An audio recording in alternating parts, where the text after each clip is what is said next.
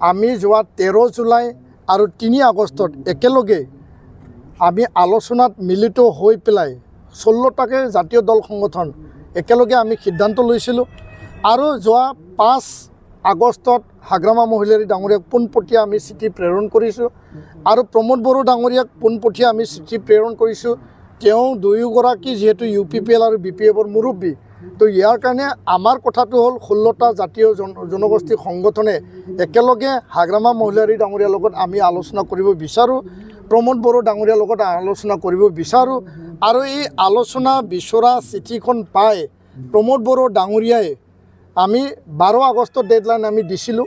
প্ৰমোদ বড়ো ডাঙৰীয়াই অহা 10 আগষ্টত আমাৰ লগত অহাকাইলৈ আলোচনাৰ কাৰণে তেওঁ সন্মতি প্ৰদান কৰিছে। হাগ্ৰামা মহিলাৰী ডাঙৰীয়াৰ তৰফৰ পৰা তেওঁলোকৰ পাব্লিচিটি আৰু সাংগঠনিক সম্পাদক ৰজনী বৰজোৱাৰী ডাঙৰীয়াই আমালৈ চিঠি প্ৰেৰণ কৰিছে। কিছুমান প্ৰশ্ন কিছুমান কথা তেওঁ লিখিছে। এই কথা আৰু প্ৰশ্ন মই মিডিয়া আগত ক'ব নোৱাৰোঁ আৰু এতিয়া নকওঁ। আৰু এই চিঠিটো পাই পেলাই পুনৰ আমি ৰজনী বৰজোৱাৰী ডাঙৰীয়ালৈ আমি চিঠি প্ৰেৰণ কৰিছোঁ বিনম্ৰতাৰে।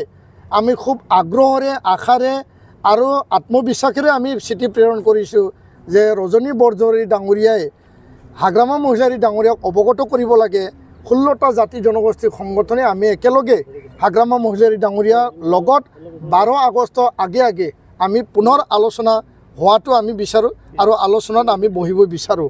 আৰু এই কথাটো মই প্ৰকাশ কৰিম, এতিয়া যোনটো মিটিং চলি আছে আমাৰ CCBTRৰ 30টা জাতি জনগোষ্ঠীৰ যি সংগঠন, এই সংগঠনৰ সকলো সদস্য সংগঠনো প্ৰকাশ কৰিছে যে BTRত যে একেলগে যদি আঞ্চলিক শক্তি যদি আগুৱাই যাব পাৰোঁ, একেলগে যদি মানে আগুৱাই এটা শান্তি সমন্বয় আৰু সুৰক্ষিত BTR নিৰ্মাণৰ কাৰণে যদি আগবাঢ়ি যাব পাৰে, আমিও ঐক্যমত্যভাৱে সমৰ্থন কৰিম বুলি আমাৰ জাতি জনগোষ্ঠীৰ ছাত্ৰ সংগঠন জাতীয় সংগঠনে প্ৰকাশ কৰিছে।